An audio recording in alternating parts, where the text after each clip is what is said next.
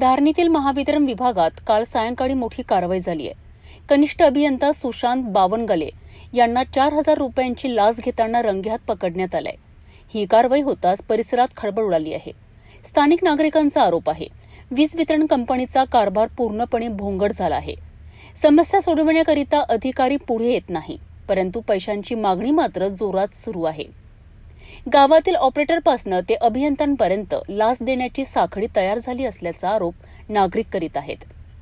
धक्कादायक म्हणजे काही कर्मचारी दिवस रात्र बारमध्ये सेटिंग करताना दिसतात असा आरोप, आणि दुसरीकडे सामान्य नागरिक वीज समस्यांनी त्रस्त.